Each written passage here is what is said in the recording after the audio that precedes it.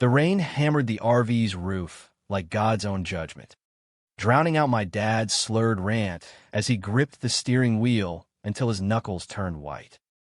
"You're not my son anymore. Ethan, not after this," he spat, his eyes wild in the rearview mirror, while Mom sobbed into her hands beside him. The family vacation we'd dreamed of for months crumbling into this nightmare on some godforsaken stretch of I-80 in Nebraska. I clutched my backpack, heart pounding like a war drum, staring at Michael, my secret, my everything, tied up in the back seat with duct tape over his mouth, his eyes pleading with me not to say another word. That was the night they found out. The night everything shattered. I never thought a stolen kiss under the stars would cost me my family. But there we were, parked at a desolate rest stop, the scent of diesel and wet asphalt thick in the air. Dad had caught us behind the camper, Michael's hand in mine, our lips brushing in that desperate, hungry way that only comes from hiding for too long. He'd yanked us apart like we were rabid dogs, screaming about sin and shame, about how this filth would ruin us all. Mom, bless her broken heart, just froze, her face a mask of horror and denial, whispering, "Ethan, no, not my boy." And just like that, they decided Michael would be dropped at the nearest bus station, and I'd be dragged home to fix whatever devil had possessed me. No trip to Yellowstone. No family bonding. Just exile. But the Rayol cut came later, in the sterile glow of a Greyhound station under flickering fluorescence. Dad shoved $100 into my hand, emergency cash. He called it, like I was some stray they'd picked up on the road. "Don't come back until you're right with God," he growled, his voice cracking despite the venom. Mom couldn't even look at me. She just clutched her rosary, tears carving rivers down her cheeks.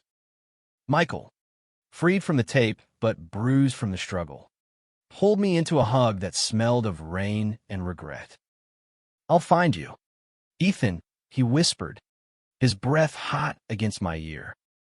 This isn't the end. Then they were gone, taillights fading into the storm, leaving me with a bus ticket to nowhere and a hole in my chest that echoed with every mile. I was 19, fresh out of high school in our sleepy Iowa town, where cornfields stretched like golden waves under endless blue skies, and everyone knew your business before you did.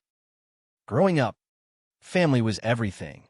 Sunday barbecues with Uncle Ray flipping burgers, Thanksgiving turkey that Mom slaved over for days, and those rare road trips where Dad would crank up Springsteen and we'd all sing off-key to Born to Run. We were the Harrisons, solid, God-fearing, American as apple pie. Except for me. I'd known I was different since I was 12, stealing glances at the quarterback in gym class, my stomach twisting with a fear I couldn't name. But I buried it deep, played the part, the star shortstop on the varsity team, the kid who mowed lawns for extra cash to buy Mom flowers on her birthday. Michael changed all that. We met at a county fair 2 summers back. Him, with his easy grin and faded Levi's, slinging cotton candy like it was his calling. He was from the next town over, a drifter's son with dreams of art school in Chicago, sketching portraits in the dirt with a stick when business slowed. One sketch of me laughing with a funnel cake in hand, and I was hooked. Our first date was a stolen night at the drive-in, watching some forgettable rom-com while his fingers traced mine under a shared blanket. "You're beautiful, Ethan," he'd say, his voice low and sure, like he saw the real me, the one hiding behind the straight A smile and the flannel shirts. We were careful, so careful, backroad makeouts, coded texts, alibis that would make a spy blush. But love like that, it's a wildfire. It doesn't stay contained. The family trip was supposed to be our reset button. Dad had surprised us with the RV rental, a gleaming beast with bunks and a kitchenette, promising 2 weeks of freedom through the Badlands and into the Rockies. Time to make memories, he'd said, clapping me on the back hard enough to rattle my teeth. Mom packed enough snacks for an army, chattering about bison sightings and huckleberry pie. Even my little sister, Lily, 13 and all braids and attitude, bounced with excitement. Michael? He was my best buddy from the team, crashing the trip as comic relief. We'd planned it meticulously, separate bunks, innocent bro hugs, nothing to raise alarms. Until that night by the campfire, when the beer flowed too freely and my guard slipped. Dad's face when he burst through the bushes, I'll carry that to my grave. Red, vein-throbbing fury, like I'd spit on a flag or burn the Bible. He didn't wait for explanations. He just reacted, the way small-town men do when their world tilts. Grabbing Michael by the collar, slamming him against the RV, the thud echoing like a gunshot. I lunged, screaming, "Dad, stop. It's not what you think." But it was exactly what he thought, and worse. Mom's wail cut through the chaos. Lily peeking from the door, eyes wide as saucers. "Faggot," Dad hissed at Michael, the word a poison dart straight to my soul. They tied him up, not to hurt. They swore later, just to keep him from running. And that's when the real storm hit. The one dumping sheets of rain that turned the ground to mud. By morning, the decision was made over black coffee and unspoken accusations. "We can't have this poison in our family," Dad said, his voice flat as Kansas. Mom nodded, her eyes puffy, murmuring about prayer circles and conversion camps. Lily just stared at her sneakers, scuffing the dirt. They drove off without a backward glance, leaving me to watch Michael's bus pull away, his silhouette shrinking in the grimy window. I boarded my own ride to Des Moines, then hitched to Chicago, crashing on a cousin's couch until I scraped together rent for a shoebox apartment in Wicker Park.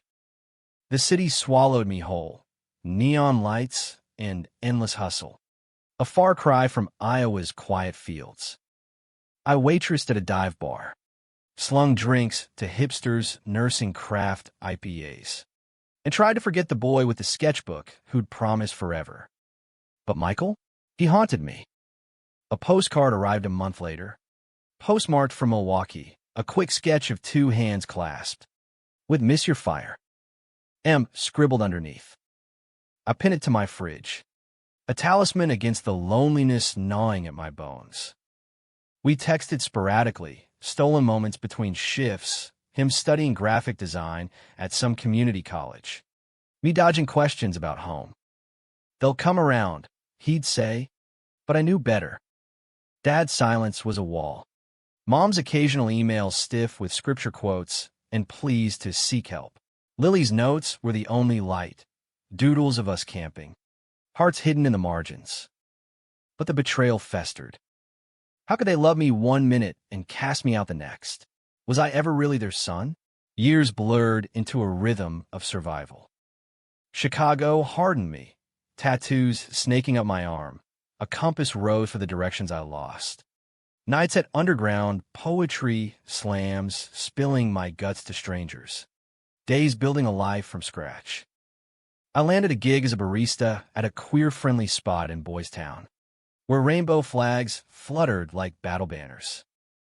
That's where I met Javier, a sharp-witted photographer with a laugh that lit up rooms. He was safe, uncomplicated, no secrets, no family drama. We dated for a year, shared brunches and gallery openings, but it never ignited like with Michael. When Javier proposed moving in, I bolted, the ghost of that RV too loud in my head. Michael resurfaced like a summer storm, unannounced on a drizzly October afternoon in 2025.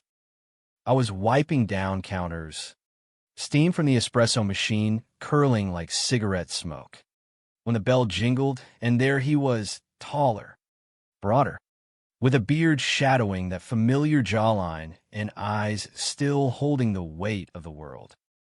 "Ethan Harrison," he said, voice rough as gravel. You still make the best damn latte in this city. I froze, rag dripping onto the floor, heart slamming against my ribs. Michael.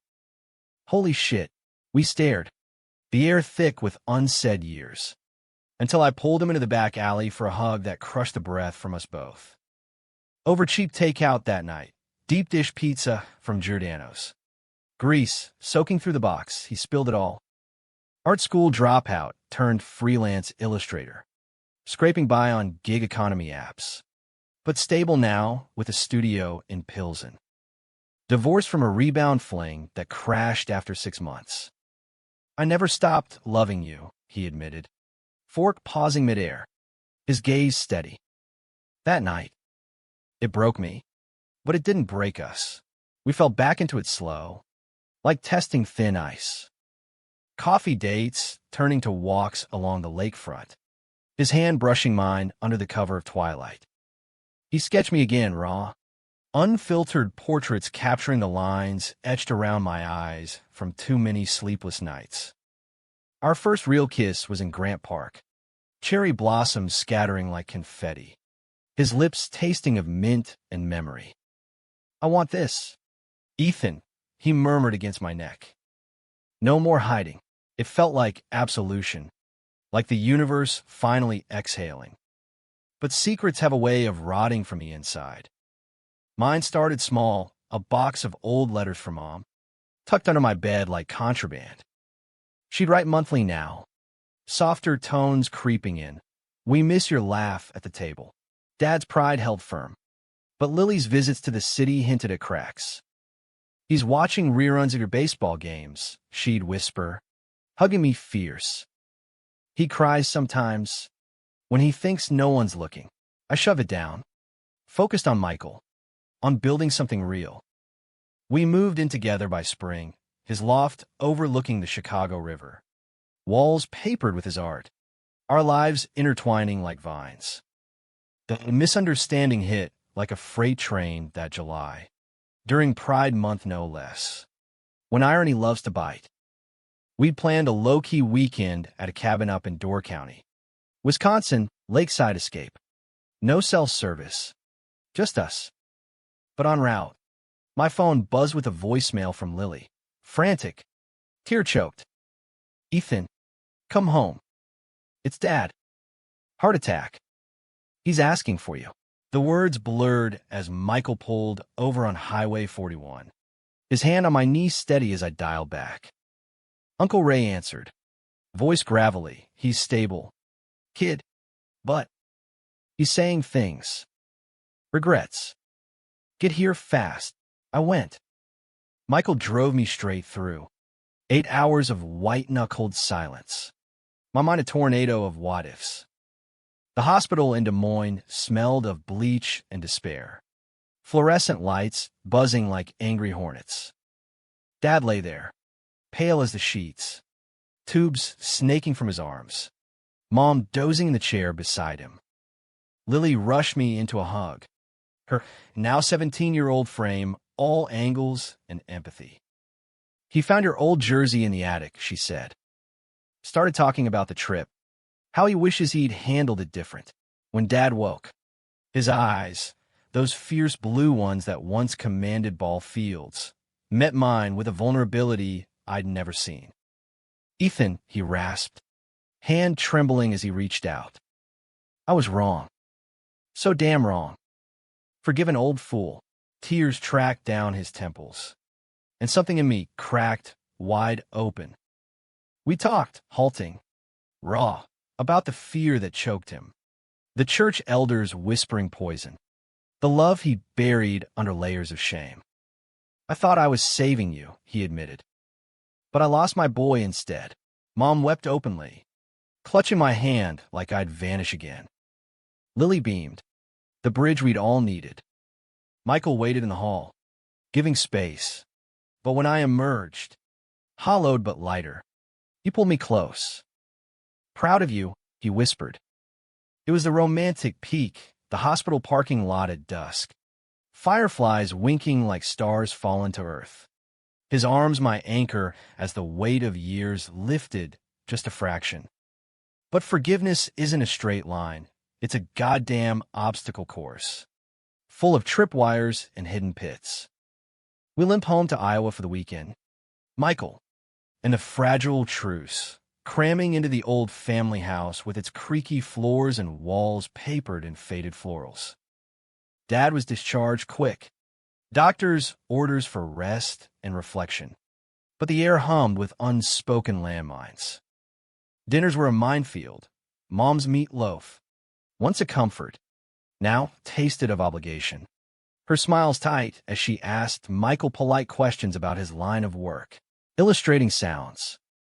Creative, she'd say, eyes flicking to me like she expected him to sprout horns. Dad tried hardest, in his gruff way, inviting Michael to watch the Cubs game on the ancient TV, cracking open a couple of Michelobs. Heard you draw for a living. Like those comic books. Michael nodded, easy as ever, launching into tales of his latest gig for a local zine. Sketches of urban grit and quiet heroes. I watched from the kitchen doorway, heart swelling at the sight. Two men who'd never met under normal stars, now sharing a couch like it was the most natural thing. But then Dad's hand would clench on the bottle, a shadow crossing his face, and I'd brace for the slip. It came on the third night, after Lily dragged us to the county fair, same one where Michael and I first locked eyes. Now a bittersweet echo under strings of bulbs and the sizzle of corn dogs. We wandered the midway, Lily winning a stuffed bear at the ring toss. Michael buying me a candy apple that dripped sticky sweet down my chin. Laughter bubbled up, real and rare, until we passed the photo booth, its curtain fluttering like a taunt. Come on, guys, Lily urged, piling us in for a strip of shots, goofy faces, then Michael's arm around my waist, my head on his shoulder. The print spat out, frozen joy, and I tucked it in my pocket like treasure. Back home, Dad found it. We'd crashed early, tangled in my old twin bed upstairs, the house settling around us like a sigh. A sharp rap on the door yanked me awake, Dad, silhouetted in the hall light, the photo clutched in his fist like evidence. What the hell is this? He bellowed, voice slicing the quiet. Michael bolted up, sheets pooling at his waist, but I shoved past, heart hammering. Dad, keep it down. He thrust the strip at me, faces blurring in his tremble. This, in my house, after everything, his eyes, bloodshot and wild, locked on Michael. You corrupted him. Turned my boy into. This, the word hung, ugly and familiar, and Michael's face crumpled, the easy warmth from the fair evaporating. Mr. Harrison, I love your son, he said, voice steady but edged. That's all this is. Dad laughed, bitter and broken. Love? This ain't love, it's a disease. He turned on me then, the betrayal fresh as that rainy night years ago. I forgave you, Ethan, gave you second chance. And you bring this stranger into our home to rub it in. Mom appeared behind him, robe clutched tight, tears already falling. Please, John, not again. But he was gone, storming down the stairs, the front door slamming like a gunshot. I chased him to the porch, the summer night thick with crickets and regret. Dad, stop. You're the one who begged me back. He whirled, face a storm cloud. I thought you'd changed. Prayed for it. But you're still choosing him over us. The words landed like punches. Choosing? As if love was a zero-sum game. As if I hadn't clawed my way through hell to stand here. Whole. Michael hovered in the doorway, Lily peeking from the stairs, the family fracturing anew under our feet. We left at dawn, packing the truck in silence. Lily slipping me a note, don't give up on them. Or us. The drive back to Chicago was a blur of highways and hurt. Michael gripping the wheel white-knuckled, me staring out at fields whipping by like accusations. "I'm sorry," I whispered finally, as the skyline loomed. He pulled over at a rest area, the same kind where my world had ended once before, and cupped my face. "Hey, this isn't on you. Families are messy. Mine ditched me years ago for less. But we're solid." Yeah, his kiss was fierce, grounding, a promise etched in salt and stubble. Yet the rift festered. Dad's call stopped cold, no check-ins. No gruff, "How's the weather?" Mom's emails turned curt, Bible verses on repentance. Forwarded prayer chain links. Lily bridged the gap, texting memes and updates. Dad's fishing again. Caught a bass this big, but the subtext screamed rejection. Michael threw himself into work. Late nights at the drafting table. Coming home hollow-eyed. "I don't want to be the wedge," he'd mutter, collapsing beside me on the couch. I'd pull him close, trace the tattoos blooming across his chest, anchors and swallows. Symbols of storms weathered, but the guilt gnawed at me. A secret shame I couldn't shake. Was I selfish for wanting both? For believing love could coexist with blood? The high drama peaked in September. A curveball from left field that twisted the knife. I got a call from Uncle Ray, Dad's brother, the eternal optimist with his bow tie collection and real estate flips. "Ethan, buddy, it's bad. Your old man's business is tanking. Lost the farm equipment, lease to some corporate shark. He's talking foreclosure. The family farm, hundreds of acres of black soil that Dad's grandpa tilled by hand. The heart of our legacy. I dismissed it years ago, but hearing it now, it hit like homesickness amplified. I drove back alone, telling Michael it was just logistics, hiding the turmoil churning in my gut. The farmhouse looked weary, peeling paint, the barn sagging like Dad's shoulders. He met me on the porch, gaunt in flannel, a beer sweating in his hand despite the early hour. "Didn't think you'd come," he said, voice gravel. We walked the fields, boots crunching stubble, the air sharp with harvest's end. He spilled it all, bad investments, a drought year, the bank's cold math. "I built this for you kids," he said, stopping at the old oak where I'd carved my initials as a boy. "Thought it'd be yours one day." Now, poof, the secret he dropped next floored me. That night on the trip, I wasn't just mad. Scared shitless. "Your grandpa? He was like you. Loved a man back in the war, Korean, kept it buried till he drank too much one Christmas. Dad beat it out of him, literal and figural. I swore I'd never let that curse touch my boy." His eyes glistened, the big man crumbling. But I did worse. I became him. I punched the tree, bark biting my knuckles, rage and sorrow exploding. "You think that's an excuse? You threw me away." "Dad, for what? Some ghost story." We yelled then, voices carrying over the empty acres, accusations flying like shrapnel. "Him, I was protecting you." "Me, from what? Happiness? Love." Mom watched from the kitchen window. Lily too, the women holding the pieces as we shattered them.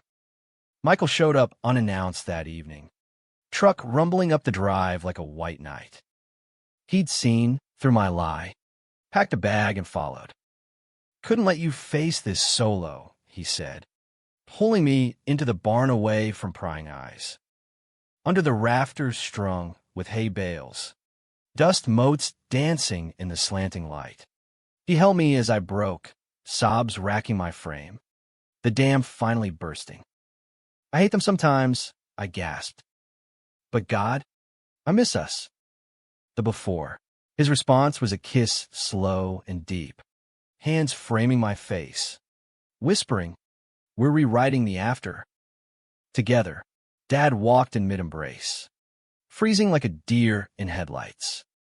The air crackled, misunderstanding blooming anew. "Get out," he snarled at Michael.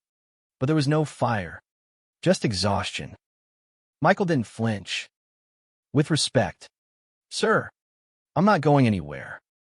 Ethan's family now, whether you like it or not." The standoff stretched. Eternal seconds. Until Dad deflated, sinking onto a hay bale. "Sit," he muttered. And we did. Talked till midnight, halting confessions. Dad admitting his own buried doubts. Michael sharing his fractured childhood. Me laying bare the scars. It wasn't absolution, but it was a start. Fragile as first frost. The fragile peace held through fall. Leaves turning the Midwest into a postcard of crimson and gold. But winter brought the real blizzard of emotions. Revelations. The kind that buries you alive if you're not careful. Dad's farm teetered on the edge. Bank meetings dragging like bad dreams. His pride a barrier thicker than the ice on the Cedar River. I shuttled between cities. Weekends in Iowa crunching numbers with Uncle Ray. Sketching business plans over coffee at the diner, where waitresses still called me sport. Michael tagged along sometimes. His outsiders eye spotting efficiencies. Dad's stubbornness blinded him to sustainable crops. Ecotourism tie-ins with the local B&B circuit. Think of it as branding your legacy. Michael suggested one frosty morning. Steam from our mugs curling like speech bubbles. Dad grunted, but I saw the spark. The first thaw. Home in Chicago. Though, the misunderstandings multiplied like rabbits. Friends, queer circle from the coffee shop. All tattoos and therapy speak. Eyed me sideways after my trips. You're code switching again. My buddy Theo teased over beers at the hideout. A dive with sticky floors and killer blues nights. 1 minute slinging lattes and rainbow flags. Next playing Dutiful Son in Bible Belt land. He wasn't wrong. I catch myself biting back stories of Dad's progress. Afraid it'd shatter the bubble we'd built. Michael noticed too, during quiet evenings on the couch. His head in my lap as I scrolled job listings. Maybe something steadier. Closer to home. "You're pulling away," he'd say softly. Fingers tracing my knee. "Talk to me." "Ethan." I couldn't. Not fully. The secret nod, a letter from Mom, slipped into my glove box during a visit. Penned in her looping script. "Dearest Ethan, I've been praying, reading books on understanding, not judging. Your father. He's trying. But there's more. Lily's pregnant. High school sweetheart. Shotgun wedding looming. She wants you there. As her brother." The words blurred with tears on the Dan Ryan. Rush hour horns blaring like accusations. Lily, my fierce little shadow. Now facing the same small-town scrutiny I'd fled. A baby? At 17? The irony twisted. The family that shunned my love, now clinging to mine for survival. I drove straight to her, finding her at the old swing set in the backyard, bundled in Dad's coat. Belly just starting to show under the flannel. "Scared shitless," she admitted, kicking at the frost-kissed grass. "Tommy's good, varsity wrestler. Talks marriage like it's a game plan, but Mom and Dad, they're freaking." Her eyes, so like mine, pleaded, "Be my person, Ethan, like you always were." I held her then, the swing chains creaking a lullaby, promising I'd stand up, speak out.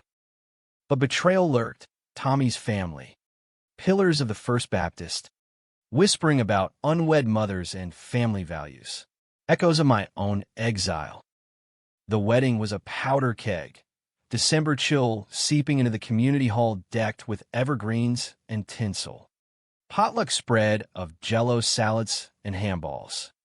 Michael and I arrived together, hands linked defiantly as we crossed the threshold, heads high against the stairs. Dad nodded from the groom's side. A ghost of a smile. Mom fussed over Lily's veil, her own eyes red-rimmed. But the conflict erupted at the reception, folding tables groaning under casseroles, polka band wheezing, "In heaven there is no beer." Uncle Ray, 3 whiskeys deep. Corner me by the punch bowl. Heard you shacked up with that artist fella. Good for you. Kid, live your truth.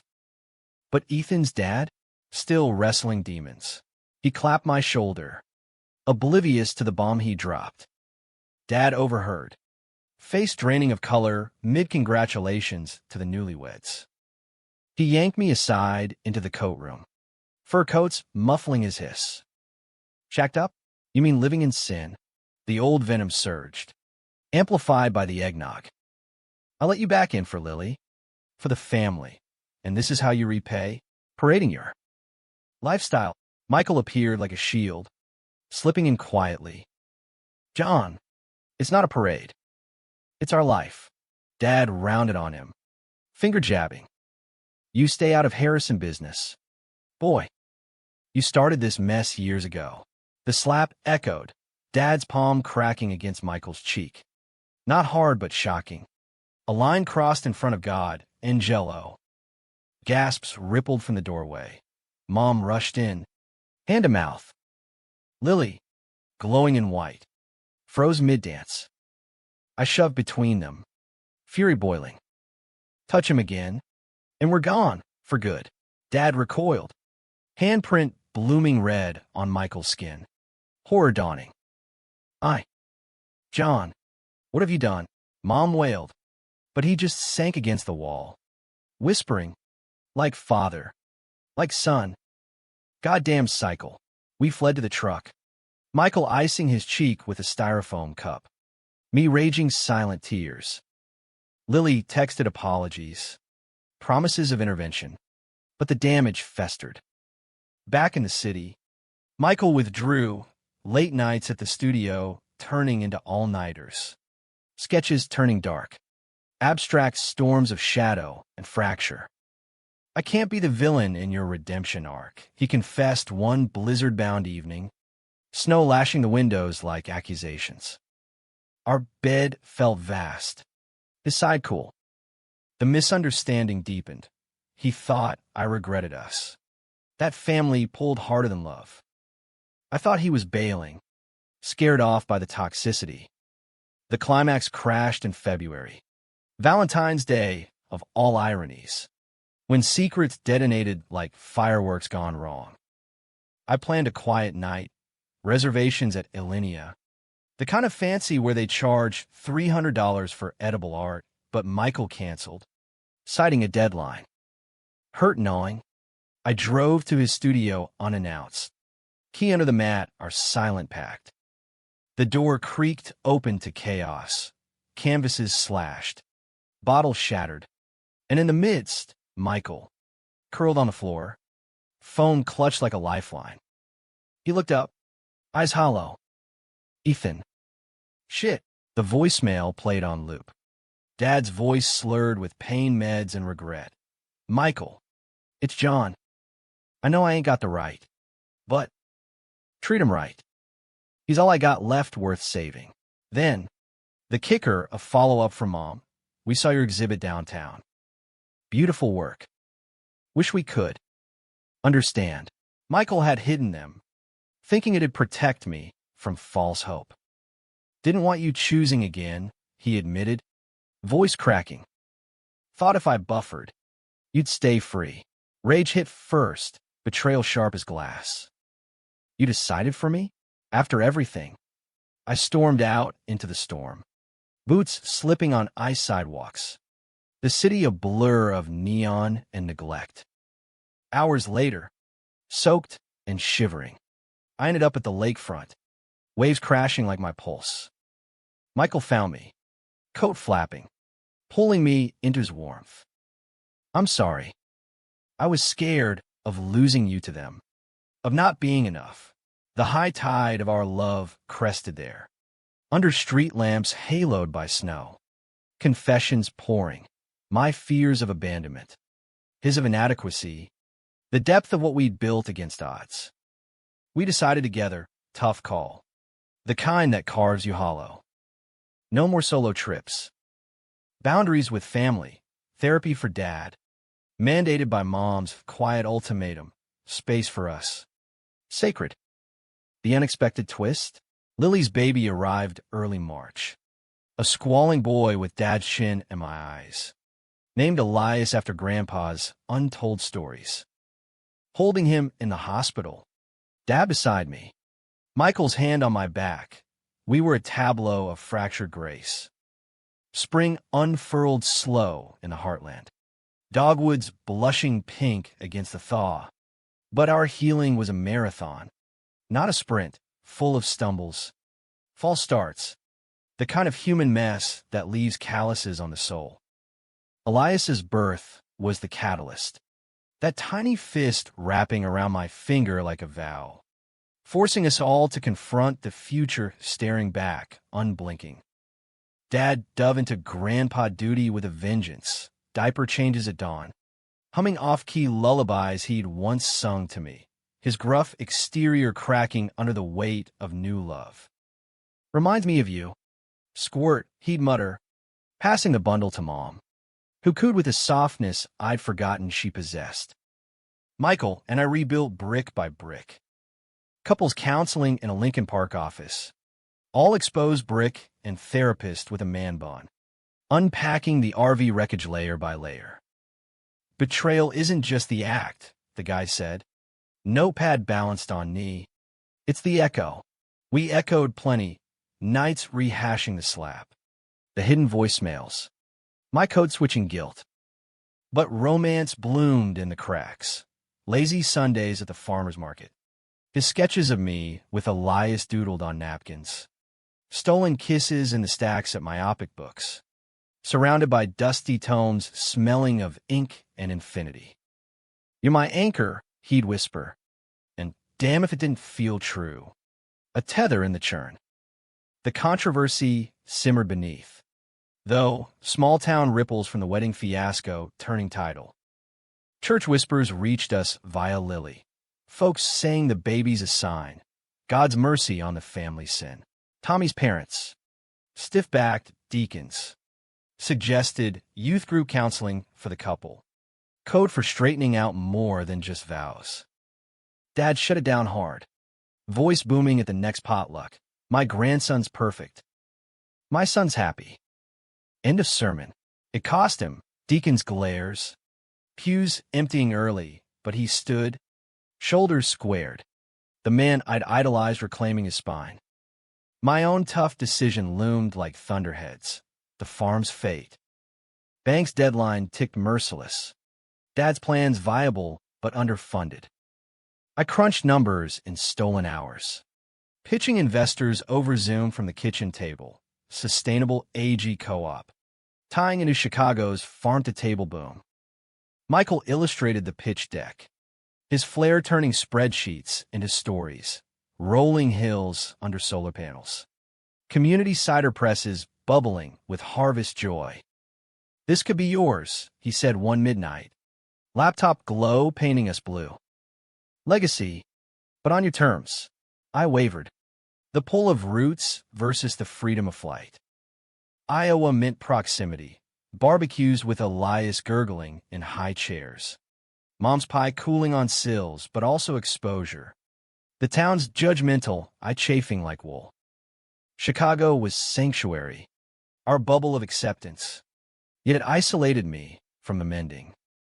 The misunderstanding peaked in a blowout with Dad. Over cider at the barn, him pushing partnership, me balking at the invisible chains. You think I'm trapping you? He roared. Mug slamming splinter. This is home. Boy, blood and bone. Blood that spilled mine first. I shot back. The old wound ripping wide. Michael mediated. Calm as lake water. It's not rejection. John. It's balance. Ethan's building bridges. Not burning them. Dad stormed off. But returned at dawn with coffee and contrition. Saw your ma cry last night. Can't lose another. We compromised. Me consulting remote. Weekends on site. Michael guest designing labels for the cider line. It was human. Imperfect. The kind of decision that aches but endures. The unexpected climax struck in June. Heat wave baking the plains. when betrayal's final ghost clawed free. A letter arrived at the farm, anonymous, typed on plain stock, slid under the door like a snake. John Harrison, your son's perversion doomed the land. Repent or lose it all. Enclosed, forged docs. Faked liens claiming I'd siphoned funds for personal vices. My blood ran cold. It was sabotage, aimed to fracture the fragile trust. Dad's face when he showed me, thunderstruck, then steel. Ooh, he growled, crumpling the paper. The hunt led to Cousin Brett, Dad's nephew, bitter from a lost inheritance. Church crony whispering poison. Evidence piled. IP traces from the local library. Alibis crumbling like dry corn. Confrontation in the back pews after service. Brett sneering, keeping the family pure. Uncle, like you tried once. Dad's fist clenched, but Michael's hand on his arm stated. Not with violence, he said. With truth. We exposed it clean, sheriff's report. Community meeting where Dad stood tall. My boy's a better man than this lie. We're Harrison's flawed, but fighting. The fallout was cathartic fury, Brett exiled. Farm saved by a last-minute co-op buy-in. Headlines in the Cedar Rapids Gazette hailing family triumphs over forgery. But the real storm was internal, me raging at the echo of old shames. Dad confessing his early complicity in the town's bigotry. I fed those wolves once, he admitted. Voices low by the creek. Scare they howl at me too. Tears mixed with creek water. The fan no boiling into empathy. Understanding that bigotry's a chain linking generations. Through it, our love deepened. Romantic threads weaving the scars. That lakeside dock at dawn, Michael's surprise for our anniversary.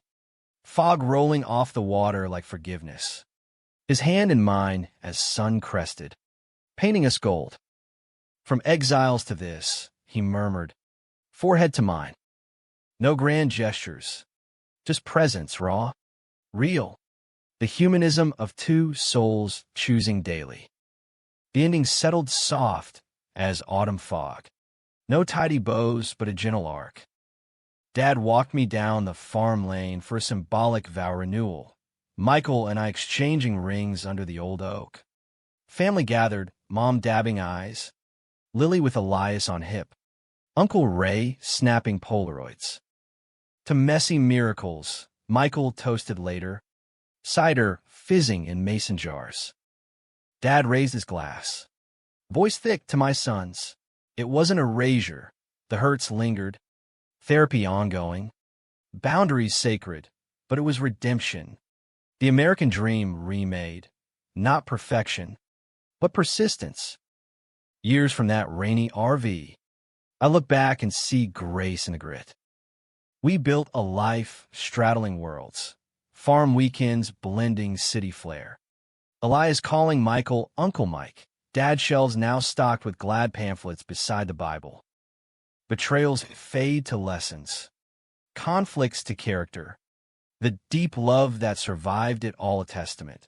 We're all just trying to find our way home, one tearful step at a time.